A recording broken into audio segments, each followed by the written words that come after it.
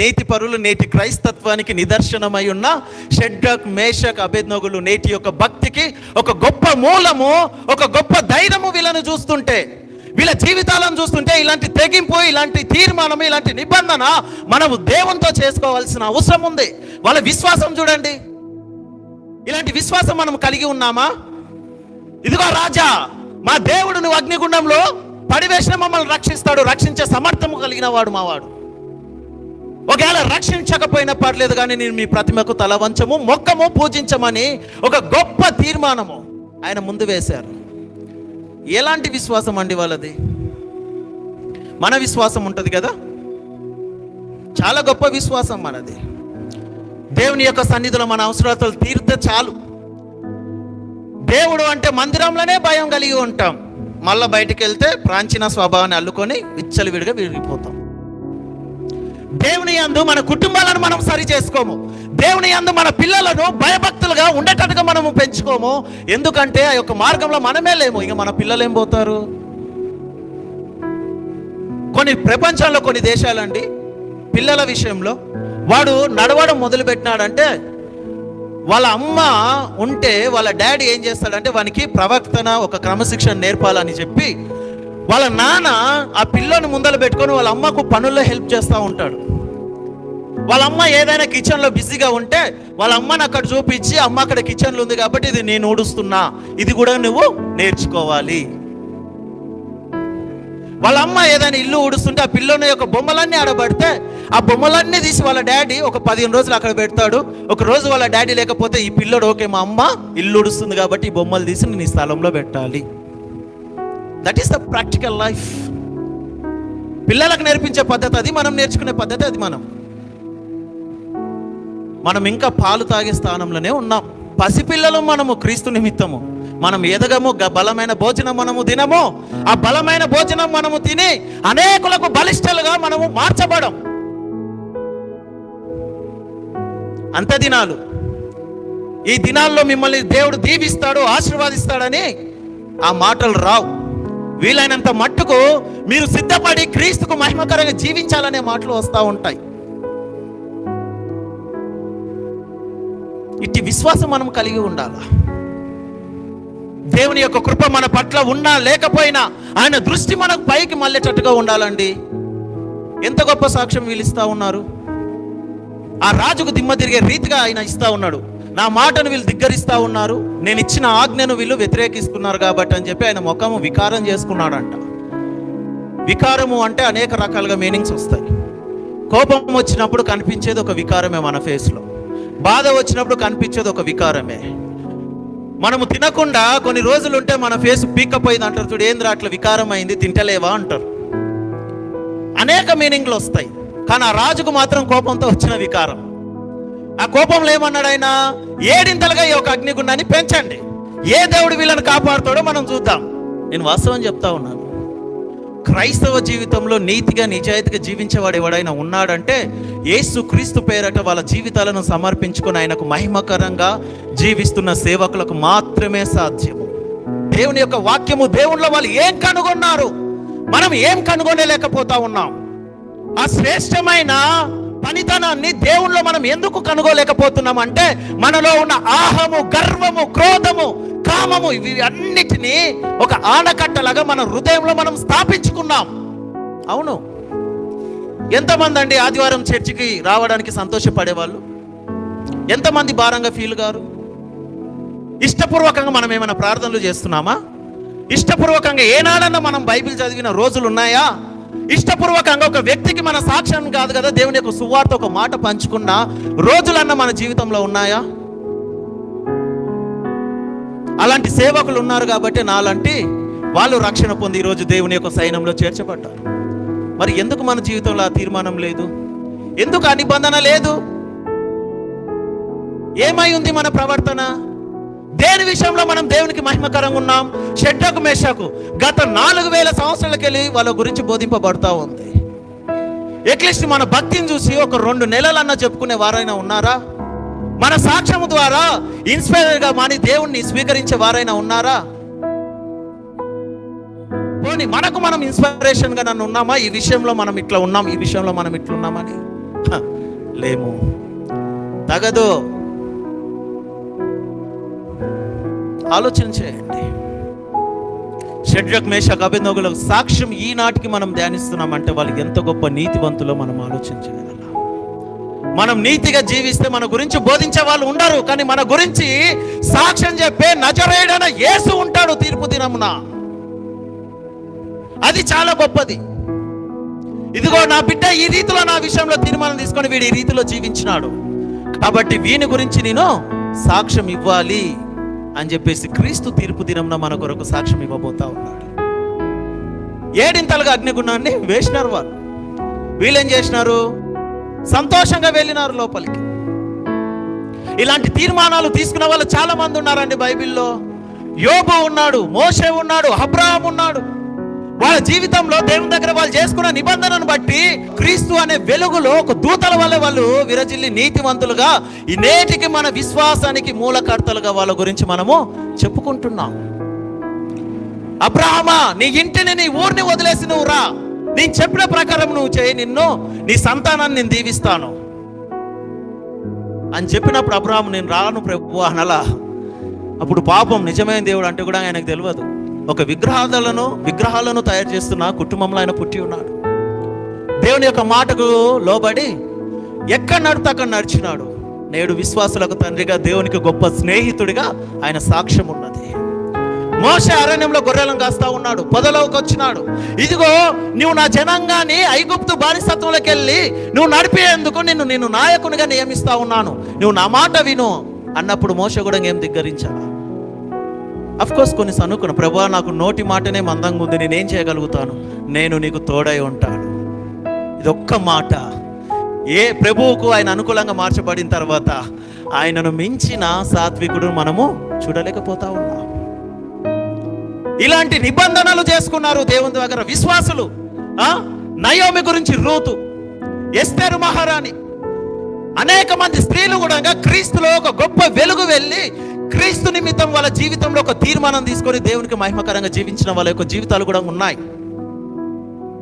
మన జీవితాలు ఎట్లుంటాయంటే మనం చేసే వ్యాపారాలను బట్టి మనం అనుకూలంగా మార్చబడతాం. దేవుని నిమిత్తము ఈ లోకమందు ఏది మనకు శాశ్వతము కాదు, వ్యర్థము సమస్తము వ్యర్థమే. కానీ క్రీస్తు యందు మనము పడుతున్న ప్రయాసమార్థము వ్యర్థము కాకూడదు. జాగ్రత్త. నోటికెళ్ళి వచ్చే మాటల విషయంలో జాగ్రత్త, వాక్యాన్ని బోధిస్తున్న సేవకుని విషయంలో జాగ్రత్త, సంఘమందు జాగ్రత్త, దేవుని యొక్క వాక్యమందు జాగ్రత్త. ఈ జాగ్రత్తలన్నిటినీ ప్రభు చూసే నిన్ను సిద్ధపరుస్తాడు ఆ తీర్పు దినము కొరకు. My dear brothers and sisters, మనం కూడా చాలా జాగ్రత్తగా ఉండాల్సిన దినాలు ఇవి. ఎవడు క్రీస్తు సైన్యంలో ఉండి ఎవడు చిన్న తప్పు చేసినా లట్టుకున పట్టుకొని దేవుణ్ణి దూషించే వాళ్ళు ఎక్కువైపోయినారు నేటి దినాల్లో.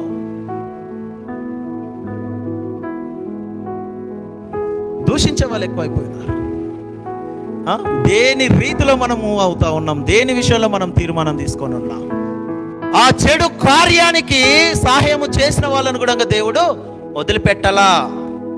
4వ అధ్యాయంలో గొప్పగా రాజుగా విర్రవీగిన ఈ యొక్క నెబుకద్నెజరు 7 సంవత్సరాలు జంతువు మనసు కలిగిన వాడు గడ్డి మేస్తాడు అని చెప్పేసి ఇంకో కళ ద్వారా దానియేలు ద్వారా బయలుపరచబడ్డది. ఏమైందండి?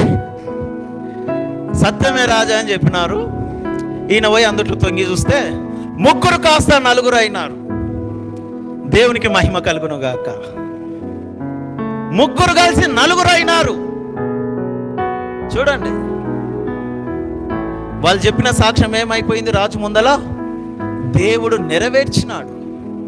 ఈ అగ్నిగుండంలో నువ్వు మమ్మల్ని వేసినా మమ్మల్ని రక్షించగల సమర్థుడు మా దేవుడు అని వాళ్ళు ఇచ్చిన సాక్ష్యము దేవుడు ఇక్కడ నెరవేర్చినాడండి.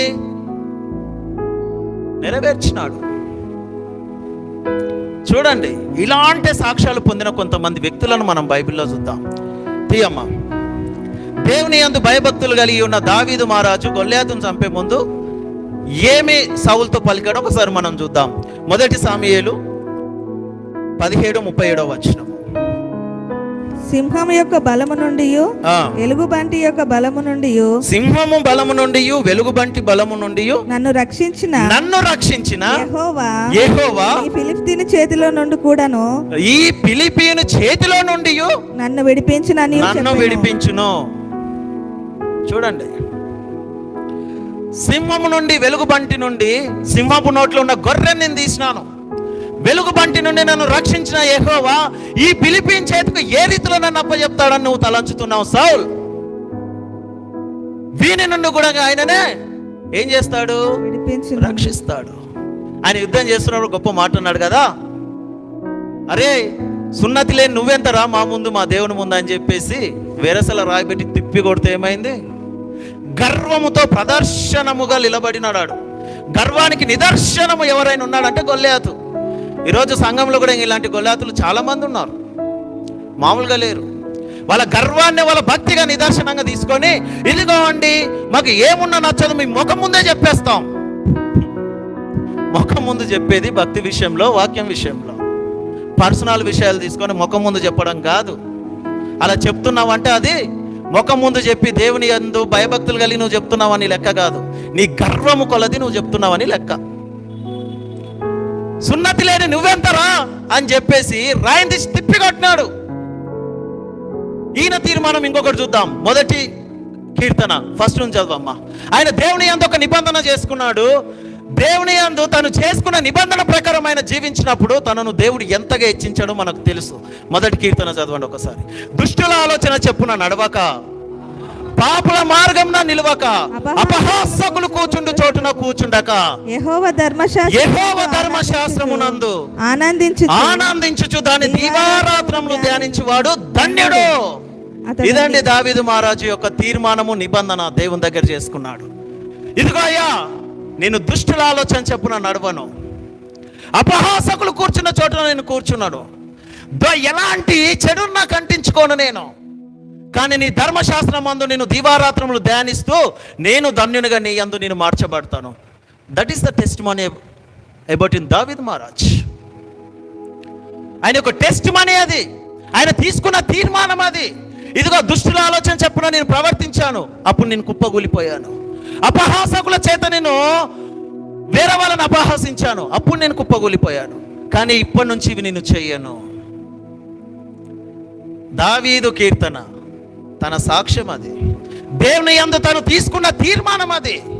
చూడండి, యోబు కూడా ఒక తీర్మానం, ఒక నిబంధన చేసుకుంటాడు తన కళ్ళతో.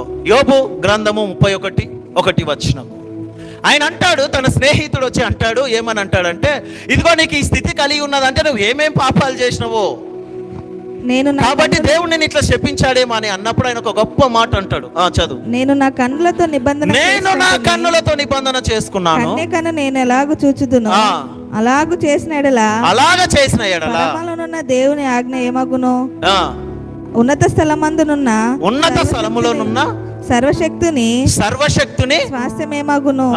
చూడండి, ఆయన నిబంధన చేసుకున్నాడు. ఆ నిబంధన ఒకవేళ నేను చెడిపోయి కన్యకలను చూసినట్లయితే, వెళ్ళి వాళ్ళతో వ్యభిచారం చేసినట్లయితే నా దేవుని యొక్క సాక్ష్యం ఏమవుతును? అందుకండి వీళ్ళు నీతివంతులుగా తీర్చబడ్డారు. నీటి క్రైస్తత్వంలో నీతివంతులు ఎందుకు లేరో తెలుసా? వీటి విషయంలో మనం నమ్మకంగా ఉండం.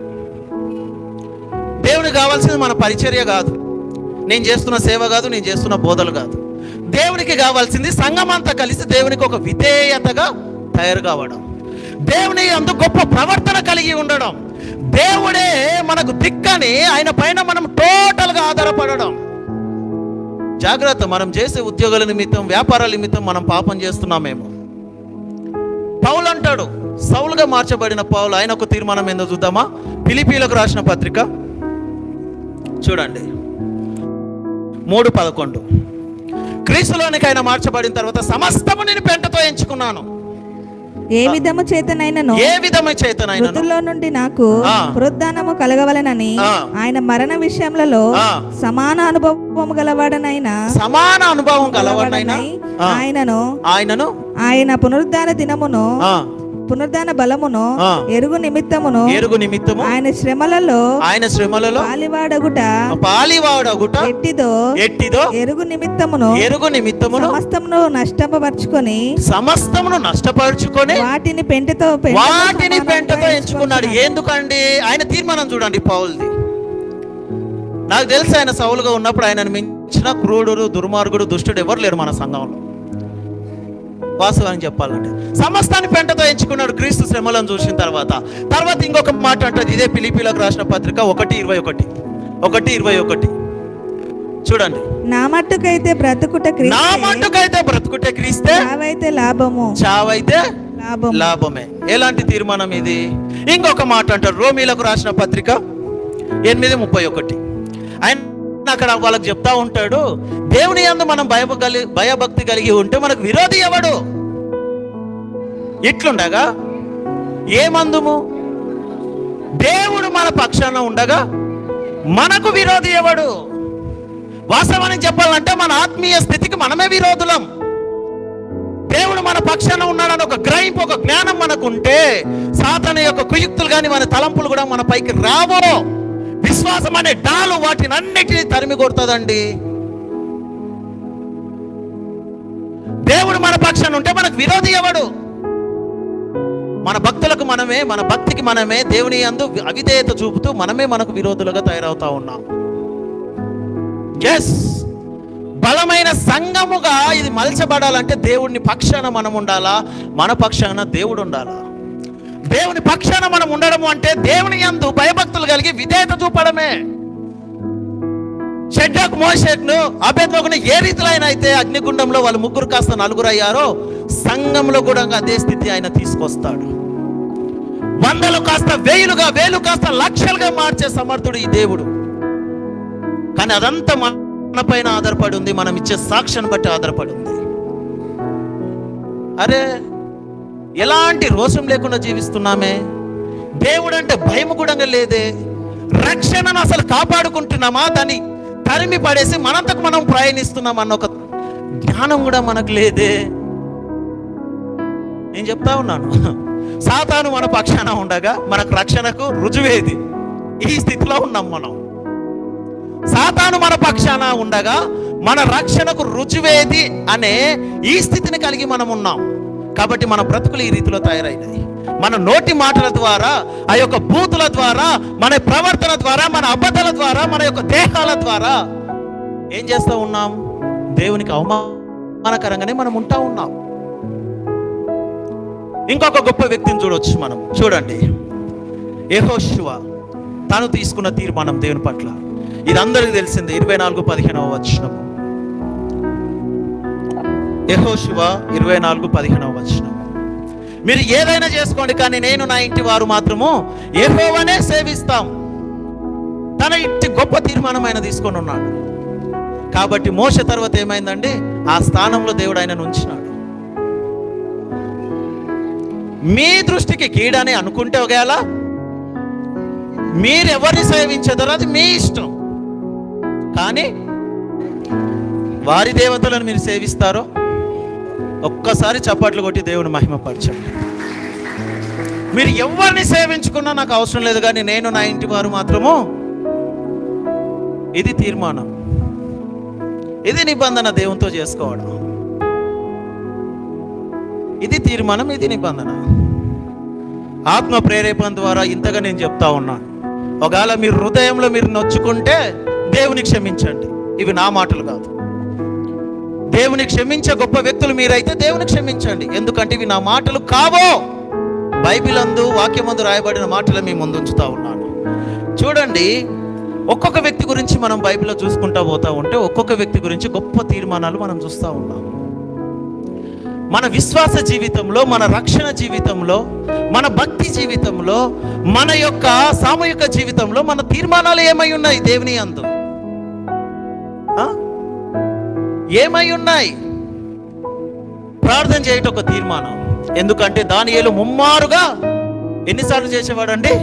3 సార్లు తన రాజ్యము పట్ల ప్రార్థన చేసేవాడు. ఆయనను సింహాల బోనులో వేసినారు. దేవుడు ఆ సింహాల బోనులకి ఆయనను సజీవంగానే తీసుకొచ్చినాడు. ప్రియ సంగమా, మన వ్యక్తిగత జీవితంలో కూడా ఇలాంటి సాక్ష్యాన్ని బట్టి దేవుడు మహిమపరచబడాలా. మన గర్వాన్ని బట్టి కాదు, మనకున్న ఈర్ష్యను బట్టి కాదు, మనకున్న క్రోధాన్ని బట్టి కాదు, మనకున్న పాప స్వభావాన్ని బట్టి కాదు, మన పరిశుద్ధతను బట్టి, మన పవిత్రతను బట్టి, మన భక్తిని బట్టి దేవుడు మహిమపరచబడాలా. జాగ్రత్త. ఒక రోజంటూ మన గురించి దేవుడు సపరేట్గా తీసి పెట్టాడు. అందరి ఈపులకు ఓతలే, ఉరకడానికి తోవలుండవు, మార్గాలుండవు. ఎందుకంటే ప్రపంచమంతా నెరవేర్చబడతా ఉంది దేవుని యొక్క రాకడ నిమిత్తము. యుద్ధాలు జరుగుతూ ఉన్నాయి, జనాలు కొట్టుకొని చేస్తూ ఉన్నారు, ఆ స్త్రీల పట్ల క్షణంగా ప్రవర్తిస్తున్న మృగాలు తయారైతా ఉన్నాయి. ఏ క్షణం ఎవరికి ఏం సంభవిస్తుందో తెలియదు. అరే, దేవుని యొక్క రాకడ పక్కన పెట్టు, ఈ క్షణమే మనము చస్తే మన సాక్ష్యమేమి? ఒక 2 వారాల కింద కొత్తూరులో ఒక యాక్సిడెంట్ జరిగింది కదా, టర్నింగ్ పాయింట్లో. ఒక బస్ వచ్చిందండి, లారీ, కంటైనర్ కలిగిన లారీ ఇట్లా రోడ్డు క్రాస్ చేసింది. పాపం ఆ దారిన పాపం ఆయన కరెక్ట్ వేరైనా పోతా ఉన్నాడు, బైక్ పైన ఇద్దరు వెళ్తా ఉన్నారు. ఆ లారీ సడన్గా వచ్చేసరికి ఆ లారీలో ఉన్న కంటైనర్ కాస్త జరిగి వాళ్ళిద్దరి పైన పడ్డది. వాళ్ళు గమనించినారా? వాళ్ళ చావు మార్గం అని వాళ్ళు తెలుసుకున్నారా? చూడండి, అనుకోలేదు వాళ్ళు. పాపము ఏదో పని పైన పోతా ఉన్నారు, కానీ లాస్ట్కి ఏమైంది? శవాలు అయినారు. మనం కూడా సున్నము కొట్టిన సమాధుల వలె కాదు, క్రీస్తు మహిమను ధరించుకున్న సజీవుల వలె మనం నిలబడాలి. దేవుని సన్నిధిలో ఎప్పుడైతే నీవు నేను క్రీస్తు నిమిత్తమో, ఆయన సాక్ష్యం నిమిత్తము సజీవులుగా, సాక్షులుగా మనం జీవిస్తామో, ఆ క్షణమే బ్రదర్ దేవునికి మహిమ కలుగుతా ఉంది. తనను తాను పరలోకమందు ఎప్పుడైతే ఆ సింహాసనం మందు తండ్రి అయిన దేవుని ముందు మహిమపరుచుకున్నాడో, ఆ క్షణమే పరిశుద్ధాత్మ అనేది ఈ లోకంలోకి వచ్చింది. దేవునికే తప్పలేదు. మనమెంత? పరిశుద్ధాత్మ అనే మాటనే మనకు వినబడదు. మనకు ఆదరణకర్తగా, సంచాకరునిగా, ఒక మధ్యవర్తిగా ఇప్పుడు ఆత్మ యొక్క ప్రేరేపణ ద్వారా, ఆత్మ యొక్క భక్తి జీవితంలోకి ఆత్మ మనం నడిపిస్తున్న గ్రహింపు కూడా మనకు లేదు. మన భక్తి మనకు తెలుసు, చెప్పలేం. వాక్యం అయిపోయినాక ఎన్నిసార్లు మాట్లాడతాడు. పాస్టర్ ఏంది ఇట్లా చెప్తా ఉన్నాడు, వాక్యం అంటే 2 అంచుల ఖడ్గము 3 అంచులు కలిగి ఉంది, 4 చేతులు పట్టుకొని యుద్ధాలు చేసేది కదా, పాస్టర్ మర్చిపోయాడేమో అని. యాక్చువల్గా ఆ 2 అంచుల ఖడ్గము నా సరిత సరిగా చేసే ఇంకో చక్కగా నువ్వు చేయి అని చెప్పి దేవుడు నన్ను అభిషేకించినాడు. వాక్యమందు దేవుడు తన అభిషేకాన్ని నా తలపైన పెట్టి ఈ స్థానంలో నన్ను ఉంచాడంటే నేను బహుధన్యుణ్ణి. దీని విషయంలో నేను దేవుని మహిమపరుస్తా ఉన్నాను. అవును, నేను అనేది గర్వం కొద్దికి నేను చెప్పట్లా, ఈ స్థానాన్ని బట్టి నేను నా దేవుని అందు ఆనందిస్తూ ఉన్నాను. ఎందుకంటే ఈ స్థానంలోకి వెళ్ళి దేవుడు నన్ను హతసాక్ష్యం చేయొచ్చు, అయినా సంతోషంగా నేను రిసీవ్ చేసుకుంటాను. ఎందుకంటే నాకు నా జీవితం కన్నా నా దేవుని యొక్క సాక్ష్యం ముఖ్యం, తన మహిమ ముఖ్యం. ప్రియ సంగమా, మన తీర్మానం ఏమై ఉంది దేవుని అందని మనం ఆలోచించుకుందాం. చూడండి వాళ్ళ యొక్క సాక్ష్యం. లోకమందు దేవుడు ఆ సాక్ష్యం కలిగి ఉన్నాడు. మనను ఈ లోకంలో ఎవరు పట్టించుకోకపోయినా ఆయన మన చెయ్యి విడవడు.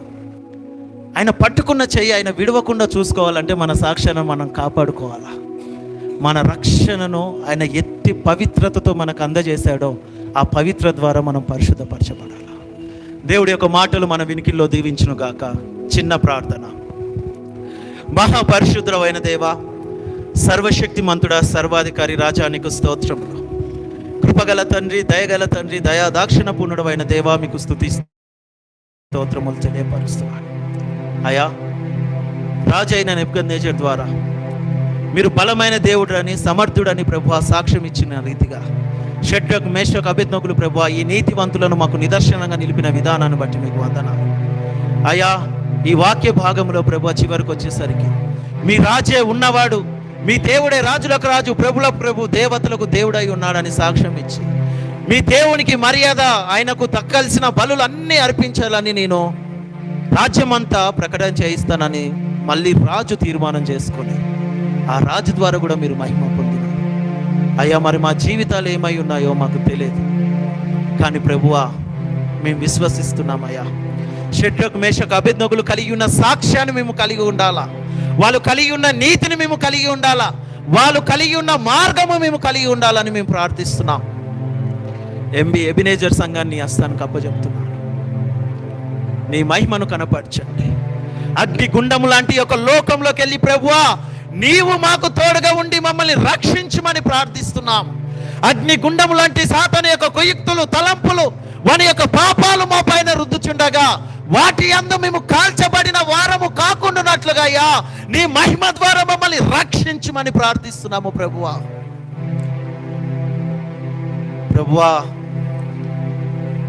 వాళ్ళు ఇచ్చిన సాక్ష్యము రీతిగా మీరు మమ్మల్ని కాపాడండి. ఈ వాక్యాన్ని మా హృదయంలో ఉంచుకొని అనుదినము ప్రభువా నీ వాక్యమందు మీ అందుకు గొప్ప తీర్మానము కలిగిన వారమై ఉండే కృపను మాకు దయచేయండి. గొప్ప ప్రవర్తన ద్వారా అనేకులకు మాదిరికరంగా నీకు మహిమకరంగా ఉండే గొప్ప పరిశుద్ధతను మాకు ఇవ్వమని నజరేయుడైన యేసు అతి పరిశుద్ధ నామమున ప్రార్థిస్తున్నాను తండ్రి. ఆమేన్.